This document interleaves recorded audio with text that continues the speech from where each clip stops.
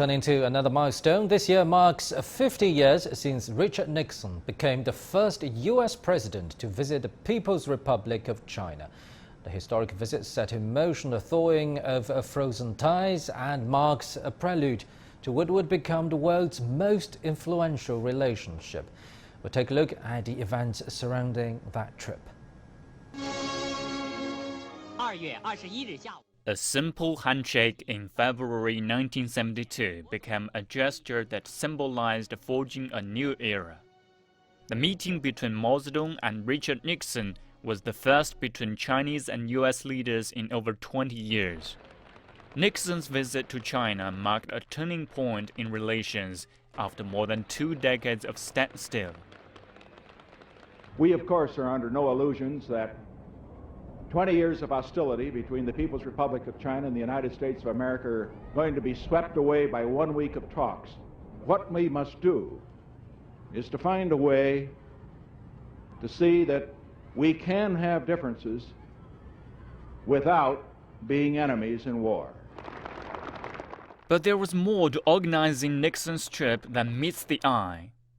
Months earlier, Dr. Henry Kissinger, then U.S. National Security Advisor, made a clandestine visit to China. With the help of the Pakistani president, he boarded a flight from Islamabad to Beijing in July 1971. The trip was planned by both China and the U.S. through public signals and private messages, as both sides sought to patch up relations. During the 2-day visit, Kissinger had 17 hours of talks with then Chinese Premier Zhou Enlai.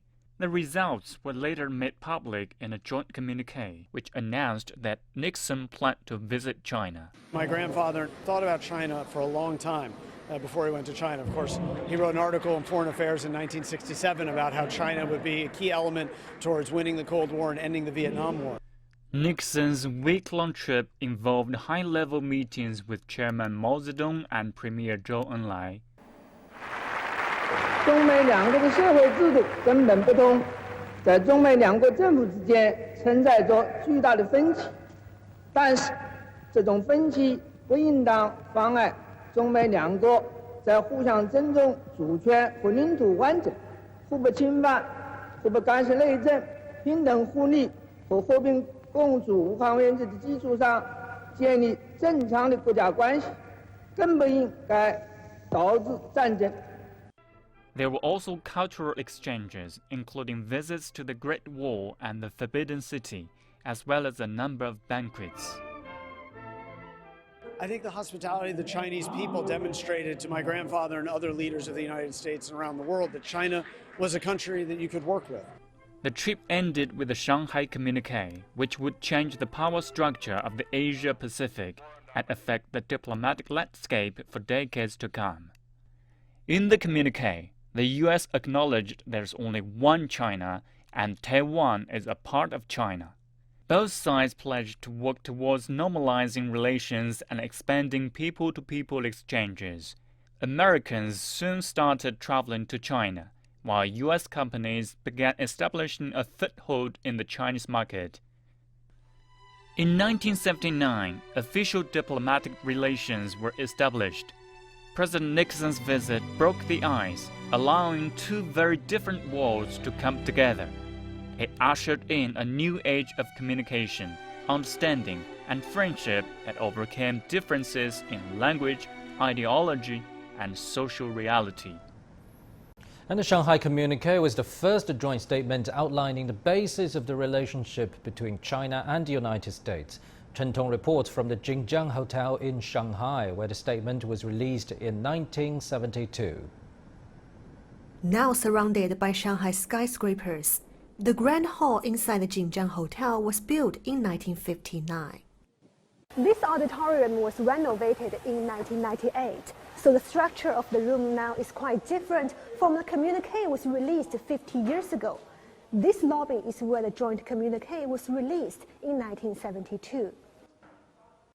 In February 1972, US President Richard Nixon visited China, where he was accompanied by Chinese Premier Zhou Enlai.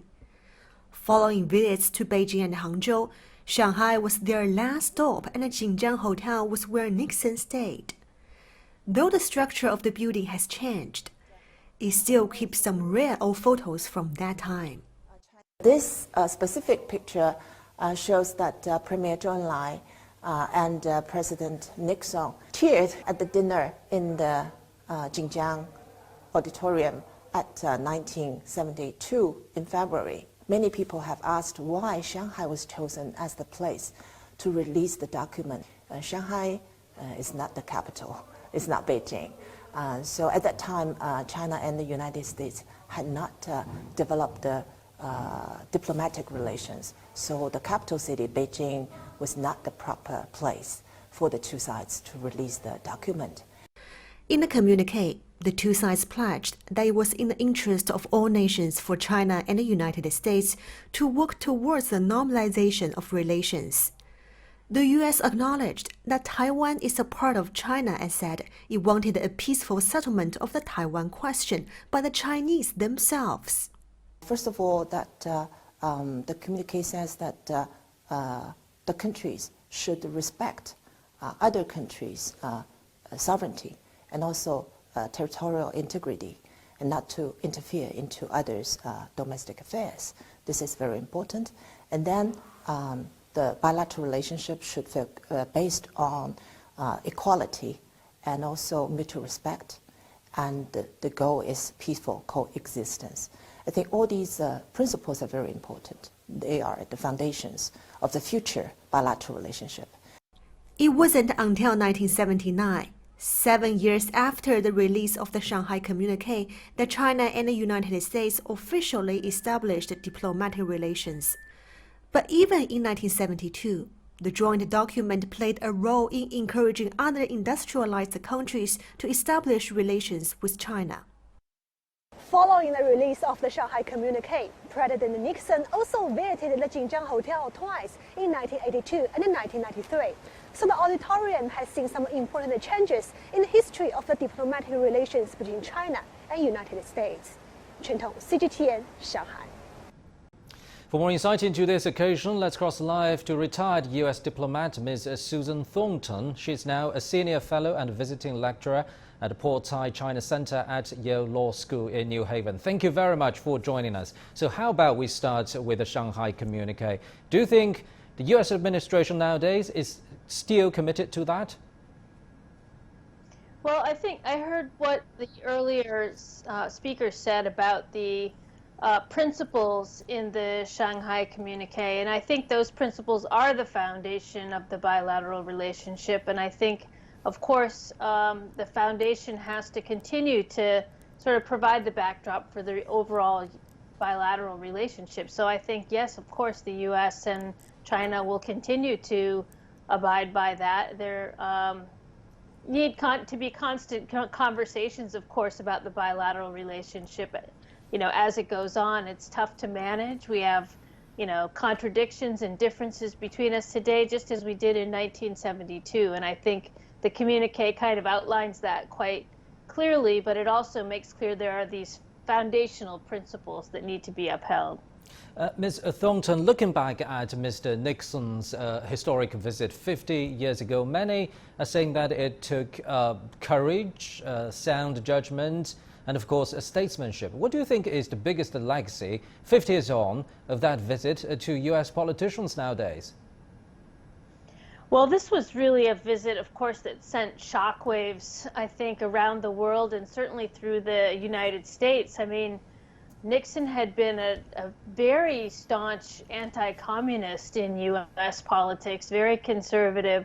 And even today we have a saying in the United States, you know, only Nixon could go to China. What that means is only the person who has the most unimpeachable credentials on something can be the person brave enough to go there and see it. So I think that does tell a lot about the kind of leadership it took and the kind of courage it took for Nixon to go to China. Of course, he was trying to sort of expose or kick off, if you will, a very sweeping kind of global strategic alignment. So looking at China-US relations nowadays, do you think the two countries can still learned some wisdom from that visit, maybe? Well, I certainly hope so. I mean, I think it does take courage and foresight and bravery to navigate the shoals of U.S.-China relations today or in the past. And so I think that is something that our current day leaders need to pay attention to. I think it's also important that, as Nixon said, even if we have different beliefs, we have common interests and we have, common hopes. And I think, what we need to do, as he said, is not let the different beliefs dominate, but try to build on something, where we can make sure that we can know how to get along with one another in the future. And I think that stands as much true today as it did back in 1972 when he said it. Thank you very much, Ms. Susan Thornton in New Haven.